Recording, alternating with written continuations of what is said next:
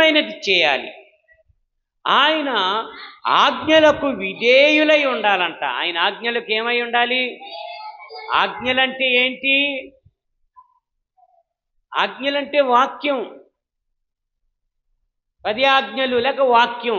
10 ఆజ్ఞలన్నా వాక్యమే. హల్లెలూయా. ఆజ్ఞలంటే వాక్యం అవంటున్నాడు. ఇప్పుడు అక్కడ చదవండి. ఆయన వాక్యమునకు విధేయులై ఉండాలి అని అర్థం. వాక్యానికి ఏమవ్వాలంట? అంటే విధేయులై ఉండటం అంటే ఏంటి? లోబడి ఉండాలి. వాక్యానికి లోబడి ఉండాలి. కానీ వాక్యం ఒకటి చెబుతుంటే ఒకటి చేస్తారు. ఇంకదేనా లోబడి ఉండటం అంటే? అవునా? లోబడి ఉండటం అంటే ఏంటి? వాక్యానికే లోబడిపోవాలి. ఏం చెప్పారు అది చేయాలి. ఇక 10,000 ఇచ్చినా లోబడకూడదు. ఇక అవతలోడు నా దేవుడు ఇలా చెప్పాడు, మేము అలాగే చేస్తాం.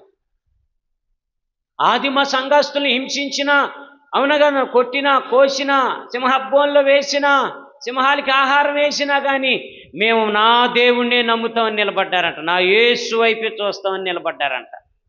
అంతేగాని అయ్యా కొట్టబాకయ్యా మేము వెళ్ళంలే పాతను కనాన్లా.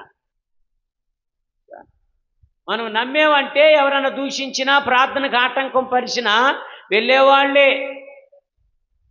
క్రీస్తు కొరకు నిలబడిన వారు. స్తోత్రం చెప్పండి గట్టిగా.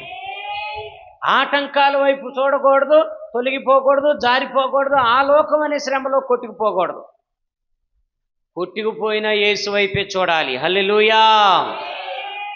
చూడండి ఏమంటున్నాడు ప్రియులారా. చదవబడినటువంటి భాగాలు ఎన్ని విషయాలు మనం చూస్తున్నాం. 1 యెహోవా వాక్కు శ్రద్ధగా వినాలంటండి. 1. రెండవది ఆయన దృష్టికి న్యాయమైనదే చేయాలంట.